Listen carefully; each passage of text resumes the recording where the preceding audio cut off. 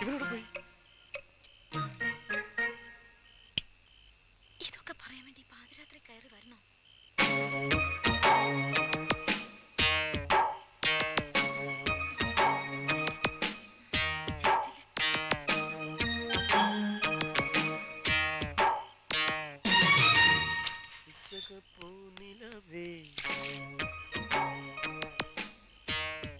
മച്ചിന്റെ മേലിരുന്ന് ഒളിച്ചു നോക്കാൻ ലജ്ജയില്ലേ?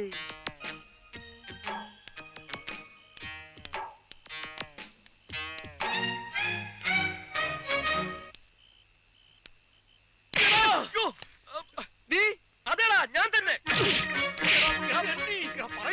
ഞാൻ കൊല്ലൂടാ.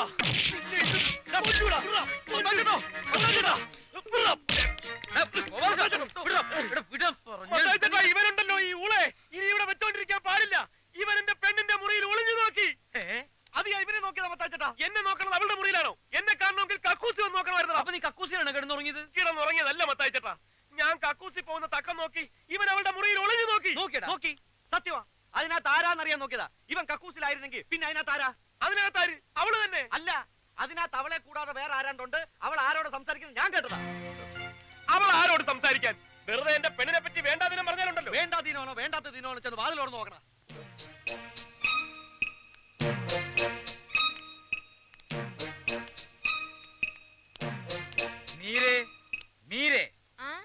വാതിലൊന്ന് തുറന്നേ. ആരാകത്ത്? ആരുമില്ല. എന്നാ പോവാ. നിക്കേ, പിന്നെ നീ ആരോട് സംസാരിച്ചത്? ഞാൻ ആരോട് സംസാരിച്ചില്ല. ഞാൻ കേട്ടാണല്ലോ നീ സംസാരിക്കുന്നത്. അതോ, ദേ ഞാൻ നാടകം പഠിക്കായിരുന്നു. മത്താച്ചേട്ടനല്ലേ പറഞ്ഞ നേരം വെളുക്കുമ്പോഴേക്കും നാടകം കാണാപ്പാടായിരിക്കണോന്ന്.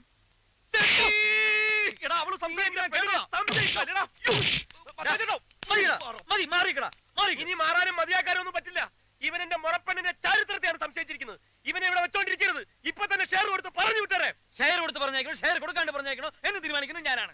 ബാലകൃഷ്ണ പോയേ, ചെന്നോട് മാപ്പി വയ്ക്കും. മാപ്പും കോപ്പൊന്നും പറഞ്ഞിട്ട് കാര്യമില്ല. ഇവന് തക്കതായ ശിക്ഷ കൊടുക്കണം, അല്ലാണ്ട് ഞാൻ സമ്മതിക്കില്ല. ശിക്ഷ? എന്ത് ശിക്ഷ? പണ്ടൊരു നടിയുടെ പ്രശ്നത്തിന് എന്റെ കൈ അറിയാണ്ടെന്ന് തൊട്ടെന്ന് പറഞ്ഞ് ഒരാഴ്ച എന്നെ കൊണ്ട് അടുക്കളപ്പണി ചെയ്യിപ്പിച്ചില്ലേ? അതുപോലെ ഇവരെ ചെയ്യിപ്പിക്കണം. അത് നീ അറിയാണ്ട് ഒട്ടൊന്നുമല്ലോ, മലപ്പുറം ചെയ്തല്ലേ? അതേപോലാണോ ഇത്? നീ മിണ്ടരുത്. നിനക്ക് വോയിസ് ഇല്ല. വോയിസ് ഇല്ല. മത്തായി ചേട്ടാ, ശിക്ഷ നടപ്പാക്കുന്നോ ഇല്ലയോ? ഇല്ലെങ്കിൽ നാളത്തെ ഫസ്റ്റ് ബസ്സിന് ഞാനും അവളും സ്ഥലം വിടും. ഓ, ഇത് വലിയൊരു ശല്യമായില്ലോ. ബാലകൃഷ്ണ, നാളെ മുതൽ ഇവിടുത്തെ പാചകം നീ ഒറ്റയ്ക്ക് ചെയ്യണം. ഒരാഴ്ചത്തേക്ക്. ഒരാഴ്ച പോരെ? തൽക്കാലം മതി. ബാക്കി പിറകെ ഒരു മാസം പറയേണ്ടതായിരുന്നു. ഉറക്കൊളിച്ച് പെണ്ണുങ്ങളെ നോക്കാൻ നടക്കല്ലേ?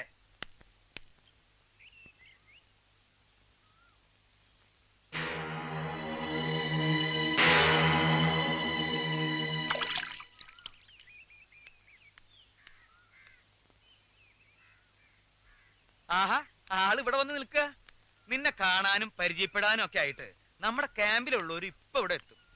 അതിനു മുമ്പ് ഇവിടുത്തെ ഏതാണ്ട് ഒരു സിറ്റുവേഷൻ ഒക്കെ ഞാൻ നിനക്ക് പറഞ്ഞുതരാം. ഞാനാണ് ഇവിടുത്തെ മെയിൻ മാന്നാർ മത്തായി.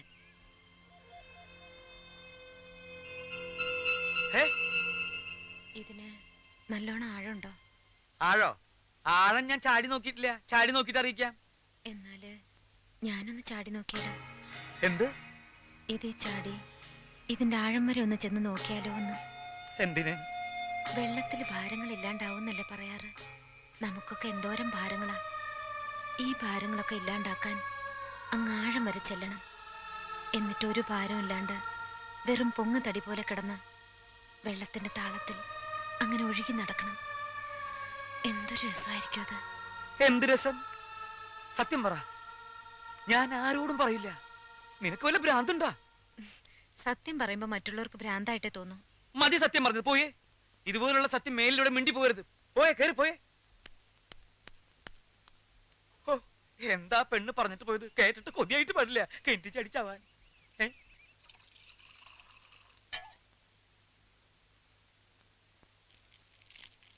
റെഡി? 1 2 3 4.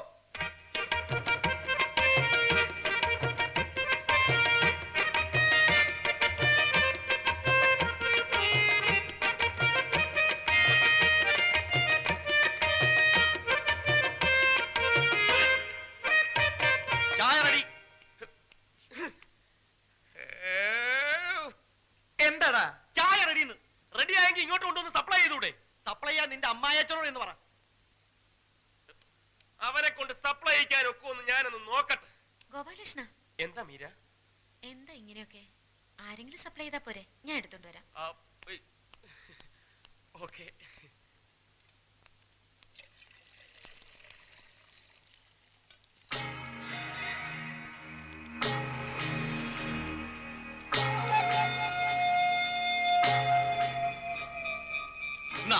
കൊണ്ടുപോയി എല്ലാത്തിന്റെ അണ്ണാക്കിൽ ഒഴിക്കും.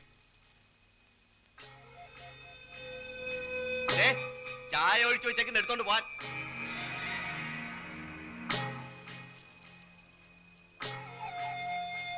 നീ എന്തുവാ നോക്കുന്നത്? ഈ തീയാളുന്നത് നോക്കി നിൽക്കാൻ എന്ത് രസമാണല്ലേ. ആണാ? എങ്കിൽ നോക്കി നിൽക്കണ്ട, എടുത്തങ്ങ് വിഴിയിക്കോ. എനിക്കതിലും ഇഷ്ടം ഈ തീ എന്നെ വിഴുങ്ങുന്നതാ. എന്താ? എല്ലാ വേദനകളും ചാമ്പലാക്കുന്ന ഈ തീയിൽ ലയിച്ച് അതിന്റെ നാളമായി ആവിയായി അങ്ങ് ദൂരെ ആകാശത്തോളം ചെല്ലണം. എന്നിട്ട് ഈ ഭൂമിക്ക് മീതെ വെളുത്ത പഞ്ഞിക്കെട്ട് പോലുള്ള മേഘങ്ങളായി അങ്ങനെ ഒഴുകി നടക്കണം.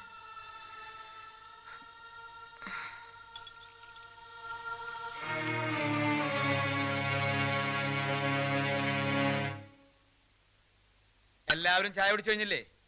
വന്നേ, നമുക്ക് നോക്കാം. റെഡി? മീരയ്ക്ക് ക്ഷീണമൊന്നുമില്ലല്ലോ? ഏയ്, ഒണ്ടേ പറയണ കേട്ടോ. 1 2 3 4.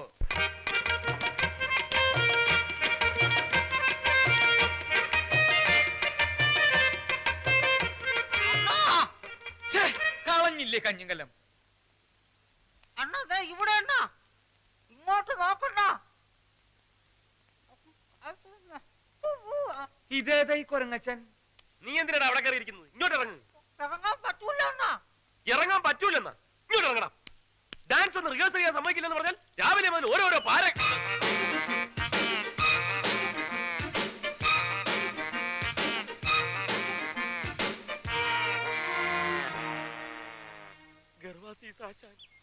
അത് ചൊടിക്കണ അവന്റെ കാല്. അയ്യോ, എന്റെ അമ്മോ!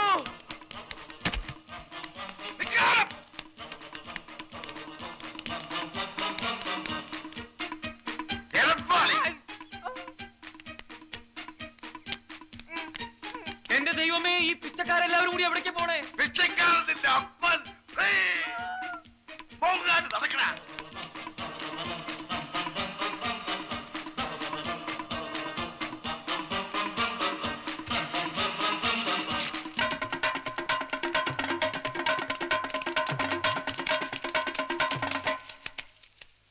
ആശാനെ, ഒരാളിപ്പോ ഇങ്ങോട്ട് ഓടിയോ? ഓടി ഓടി. ഗർവാസി സാശാന്റെ കാല് തല്ലി ഓടിച്ചവനല്ലേ? അതെ, നേരെ ഓടിയിട്ടുണ്ട്. ഇത്രയും പെട്ടെന്ന് പത്രത്തിൽ വന്നു. എന്നാന്ന് വായിച്ചേ, എങ്ങാട്ടാ ഓടിയെന്നറിയാല. എന്താണ് അവിടെ? ആശാനെ, ആശാന്റെ കാല് തല്ലി ഓടിച്ചത് പത്രത്തിൽ കിടക്കണം. എന്റെ അമ്മേ, ഞാൻ ഈ പത്രക്കാരെ കൊണ്ട് തോറ്റു. ഞാൻ എന്ത് ചെയ്യാണെന്ന് നോക്കി നടക്കുക അവന്മാര് പത്രത്തിലിടാൻ. ആ പത്രത്തിന്റെ കാര്യമൊക്കെ ഞാൻ നോക്കിക്കോളാം. ഓടാ, പെട്ടെന്ന് പോയി അവനെ പിടിക്കേ. എന്താ പത്രം ഒന്ന് വായിച്ചിട്ട് തന്നെ കാര്യം. എടാ, ഒന്ന് വായിക്കടാ, ഞാൻ കണ്ണാടി എടുത്തില്ല. ആദായ നികുതി ഇളവ്, രാഷ്ട്രീയ രംഗത്ത് വടമതി, ഇത് എവിടെ കിടക്കുന്നു? എന്താണോ ഞെട്ടുന്നത്? ഞെട്ടിക്കുന്ന വാർത്തയാണ് ആശാനെ. ആ, എന്താ പെട്ടെന്ന് വായിക്കേ. ആ, ആശാന്റെ കാൽ തല്ലി ഓടിച്ചു. ഫോട്ടോയും ഉണ്ടല്ലോ. അയ്യോ, ഇത് ഇവന്മാരെ എപ്പ എടുത്തു? കാല് തല്ലി ഓടിച്ച ഗോപാലകൃഷ്ണനോട് വിശാലഹൃദയനായ ആശാൻ ക്ഷമിച്ചിരിക്കുന്നു. അയ്യോ, ക്ഷമിച്ചിരിക്കുന്നു എന്ന് പറയാൻ നീ ആരാടാ, പന്നി? അയ്യോ, നമസ്കാരം, നമസ്കാരം. എന്തോ ഓടി വാടാ, കിട്ടി ഓടി വാടാ. എന്തോ എല്ലാരും ഓടി വാ. ഓടി വാ. ഞാൻ പിടികള്. എന്റെ കാല് വിടല്ല. ശരം പിടിച്ചോ, എന്തോ പിടികളാ ഇവര്. എന്റെ കാല് തട്ടി മുങ്ങിയടാ. തുടരുത്. വേണ്ട, ആരും വേണ്ട. ആ കാലുകൾ എന്റേതാണ്. നിന്ന് കഥാപ്രസംഗം നടത്താതെ തന്റെ കാല് തല്ലി ഒടുക്കണ. അയ്യോ, എന്നെ കൊല്ലാൻ പോണേ. ആരെങ്കിലും ഓടി വരണേ. അയ്യോ, ആരെങ്കിലും ഓടി വരണേ. എന്നെ കൊല്ലാൻ പോണേ.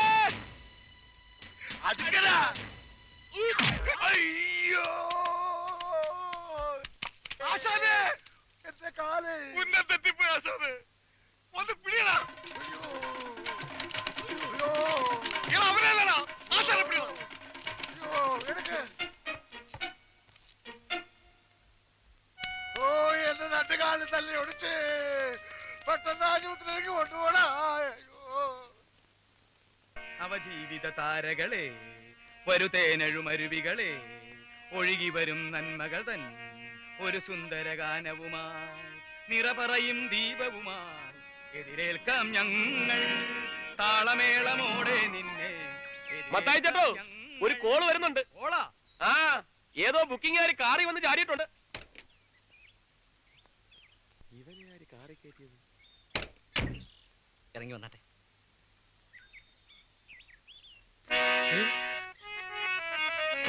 എന്റെ അമ്മേ, എന്റെ അമ്മ. പാപികൾക്കു വേണ്ടി മുൾക്കിരീടവും ചുമന്നവൻ മത്തായി ചേട്ടാ, ആ പിശാച് എന്റെ അമ്മയെ കൊണ്ട് വരുന്നു. എതിരേൽക്കാം ഞങ്ങൾ. നിർത്തുന്നുണ്ടോ? ഇവിടെ വെച്ച് എന്റെ അമ്മയ്ക്ക് എന്തെങ്കിലും സംഭവിച്ചാലുണ്ടല്ലോ അതിന്റെ പൂർണ്ണ ഉത്തരവാദിത്തം മത്തായി ചേട്ടനായിരിക്കും. ഇവിടെ വെച്ച് നിന്റെ അമ്മയ്ക്ക് എന്ത് സംഭവിക്കാൻ? ഞാൻ പറഞ്ഞില്ലേ എന്റെ മുറപ്പെണ്ണിനെ ഞാൻ തട്ടിക്കൊണ്ട് വന്നതാണെന്ന്. എന്തിനു വേണ്ടിയാ?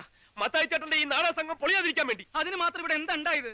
അതൊക്കെ ആ തെണ്ടി എന്റെ അമ്മയോട് പറഞ്ഞു കൊടുത്ത് അവളെ എങ്ങനെ കാണിച്ചു കൊടുത്താൽ എന്റെ അമ്മ ഹൃദയം പൊട്ടി മരിക്കും. അയ്യോ, അങ്ങനെ എന്തെങ്കിലും സംഭവിച്ചാൽ അവരും കാണില്ല, ഈ നാടക സംഘം കാണില്ല, മത്തായി ചേട്ടൻ കാണില്ല. മീരെ ദേ, നിന്നെ സഹായിക്കാൻ നടന്നതിന് ഇപ്പൊ ഞാൻ അപകടത്തിൽപ്പെട്ടിരിക്കുന്നത്. ആ ദുഷ്ടം പോയി ഹൃദ്രോഗിയായ എന്റെ അമ്മയെ വിളിച്ചോണ്ട് വന്നിരിക്കുക. നീ എന്റെ ആരുമല്ലെന്ന് തെളിയിക്കാൻ. നീ എന്റെ മുറപ്പെണ്ണാണ്, അമ്മാവന്റെ മകളാണെന്നൊക്കെ ഞാൻ നാഴികയ്ക്ക് 40 വട്ടം വെച്ച് കാച്ചുന്നത് നിനക്ക് വേണ്ടിയാ. നിന്നെ ഒരാൾ നോക്കാണ്ടും ദേഹത്ത് കൈവയ്ക്കാതിരിക്കാനും വേണ്ടിയാ. ഇപ്പൊ ആ നുണകളൊക്കെ എന്റെ അമ്മ അറിഞ്ഞാലുണ്ടല്ലോ, ആ നിമിഷം എന്റെ അമ്മ ചങ്ക് പൊട്ടി മരിക്കും. അങ്ങനെ ഒരു അപകടം ഇവിടെ സംഭവിക്കാതിരിക്കണമെങ്കിൽ നീ വിചാരിക്കണം. ഇനി നീ വിചാരിച്ചാൽ മാത്രമേ എനിക്കും എന്റെ അമ്മയ്ക്കും ഒരു ജീവിതമുള്ളൂ.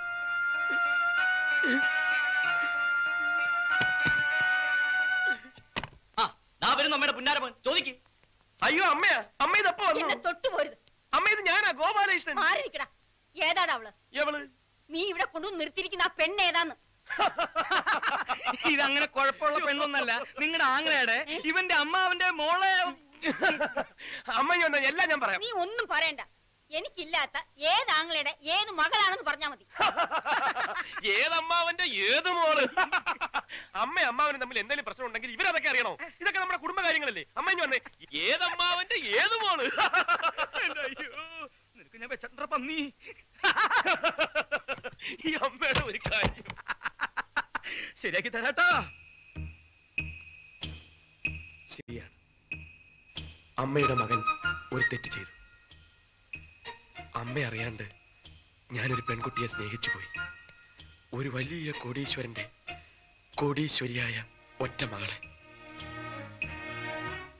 ഒടുവിൽ മറ്റൊരു കോടീശ്വരന്റെ മകനുമായി അവളുടെ കല്യാണം നിശ്ചയിച്ചപ്പോ അവൾ ആത്മഹത്യ ചെയ്യാൻ ഒരുങ്ങിയപ്പോ എനിക്ക് മറ്റു മാർഗമില്ലാണ്ടായി പോയമ്മേ. അവളുടെ ജീവൻ രക്ഷിക്കാൻ വേണ്ടി അവളെ ഞാൻ ഇങ്ങോട്ട് കൂട്ടിക്കൊണ്ടുപോന്നു. എന്റെ മുറപ്പെണ്ണാണെന്ന് നുണ പറഞ്ഞ് അവളെ ഇവിടെ താമസിപ്പിക്കേണ്ടിയും വന്നു. ഇതൊക്കെ അമ്മയോട് വന്ന് പറഞ്ഞാൽ അമ്മ ക്ഷമിക്കുമെന്നും അവളെ സന്തോഷത്തോടെ സ്വീകരിക്കുമെന്നും എനിക്കറിയാമായിരുന്നു. അതിനൊക്കെ സമയമാവട്ടെ എന്ന് വെച്ച് കാത്തിരിക്കുകയായിരുന്നു. പക്ഷെ അതിനു മുമ്പ് ഇനിയിപ്പോ അമ്മ എല്ലാം അറിഞ്ഞു പോയ സ്ഥിതിക്ക് എനിക്കൊന്നും പറയാനില്ല. ഇനി ഞാൻ എന്തൊക്കെ പറഞ്ഞാലും അതൊക്കെ കള്ളമായിട്ടേ അമ്മയ്ക്ക് തോന്നും. അതുകൊണ്ട് വേണ്ട, ഞാൻ അവളെ പറഞ്ഞു വിട്ടേക്കാം. അവൾ പോയി ജീവിക്കുകയോ മരിക്കുകയോ എന്തു വേണമെങ്കിലും ചെയ്തോട്ടെ. എനിക്ക് എന്റെ അമ്മയാണ് വലുത്. അമ്മയുടെ മനസ്സ് വേദനിക്കുന്ന ഒന്നും അമ്മയുടെ മകൻ ചെയ്യില്ല. മീരേ, മീരേ, നിന്റെ പെട്ടിയും ബാഗൊക്കെ എടുത്തോ, പുറപ്പെടാം. ഇനി നീ ഇവിടെ താമസിക്കണ്ട. കാരണം എന്റെ അമ്മയ്ക്ക് നിന്നെ ഇഷ്ടമല്ല. അമ്മയ്ക്ക് ഇഷ്ടമില്ലാത്ത ഒന്നും ഞാൻ ചെയ്യില്ല. എളുപ്പമാവട്ടെ. വീട്ടിലോ ബസ് സ്റ്റാൻഡിലോ എവിടെയാണെന്ന് വെച്ചാൽ ഞാൻ കൊണ്ടാക്കാം. മോനെ,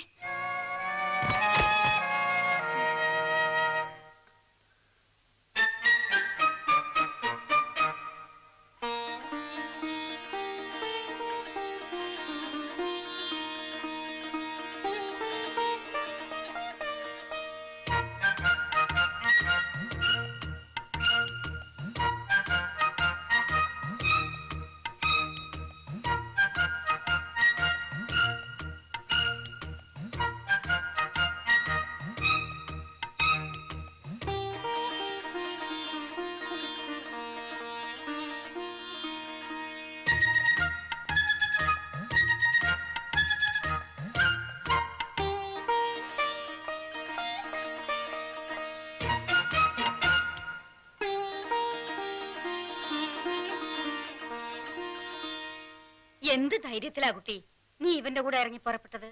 അതും ആണുങ്ങൾ മാത്രമുള്ള ഒരു വീട്ടിൽ വന്ന് വെറും കഴുത്തായിട്ട് താമസിക്കുക. ചീത്തപ്പേരുണ്ടാവാൻ വേറെ വല്ലതും വേണോ? ദേ, നിങ്ങളോട് രണ്ടുപേരോടോ പറയുന്നത്, ഇനി ഇവളെങ്ങനെ ഇവിടെ നിർത്താൻ പറ്റില്ല. എത്രയും പെട്ടെന്ന് അവനെ കൊണ്ട് അവളെ കഴുത്തി താലിയേറ്റിപ്പിക്കണം. അതെ, ഈ കല്യാണം നീട്ടിക്കൊണ്ട് പോണില്ല. അമ്മ പറഞ്ഞാ പിന്നെ അതിനപ്പുറം ഇല്ല. ഏറ്റവും അടുത്ത മുഹൂർത്തത്തിൽ ഇവന്റെയും ഇവരുടെയും കല്യാണം. കംപ്ലീറ്റ് ചെലവും ഈ എന്റെ വക.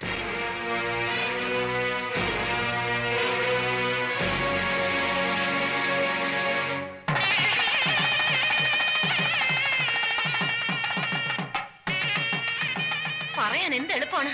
കഴുത്തിൽ താലി കെട്ടിയാണോ നാടകം കളിക്കുന്നത്? അതുകൊള്ളാം. മീരയുടെ പറച്ചിൽ കേട്ടാത്തൊന്നും മീരയ്ക്ക് മാത്രമേ പ്രശ്നമുള്ളൂ. ഈ താലി കെട്ടുന്ന എന്റെ ജീവിതമോ അതെന്താ മീര മനസ്സിലാക്കാത്തത്? മീരയ്ക്ക് വേണ്ടിയല്ലേ ഞാൻ എന്റെ അമ്മയോട് പോലും കള്ളം പറഞ്ഞത്. ആ കള്ളം വിശ്വസിച്ച് മീരയുടെ കഴുത്തിൽ ഞാൻ താലി കെട്ടണമെന്ന് എന്റെ അമ്മ ആഗ്രഹിച്ചു പോയതിൽ എനിക്കെന്ത് ചെയ്യാൻ പറ്റും? അതുകൊണ്ട് എന്റെ അമ്മയുടെ ജീവൻ രക്ഷിക്കാൻ വേണ്ടി, അതിനുവേണ്ടി മാത്രം മീരയുടെ കഴുത്തിൽ ഞാൻ താലി കെട്ടിയേ പറ്റൂ. ഇത് കഴിഞ്ഞാൽ ആരും കാണാണ്ട മീര തന്നെ അതങ്ങ് അഴിച്ചു മാറ്റിയേക്കും. പ്രശ്നം തീർന്നല്ലോ. പിന്നെ ഇതിന്റെ പേരിൽ മീരയുടെ ശരീരത്തിൽ തൊടാനോ മീരയുടെ മേൽ അവകാശം സ്ഥാപിക്കാനോ ഞാൻ വരില്ല. വരില്ല എന്ന് പറഞ്ഞാൽ വരില്ല. ഇത് സത്യം, സത്യം, സത്യം. ഇപ്പൊ വിശ്വാസമായല്ലോ. വാ വാ വാ, റെഡിയാവും, റെഡിയാവും. വന്നേ വന്നേ. വിശ്വാസമായില്ല അല്ലേ?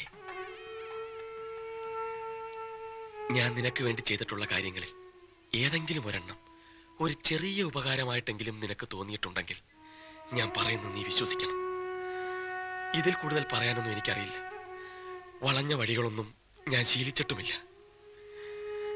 മീരെ, സ്വന്തം മകന്റെ താലികെട്ട് കാണാൻ കൊതിച്ചു വന്ന ഒരു അമ്മയുടെ മൃതശരീരം കാണാനുള്ള ഗതികേട് എനിക്കുണ്ടാക്കരുത്. അത്ര മാത്രമേ എനിക്ക് പറയാനുള്ളൂ.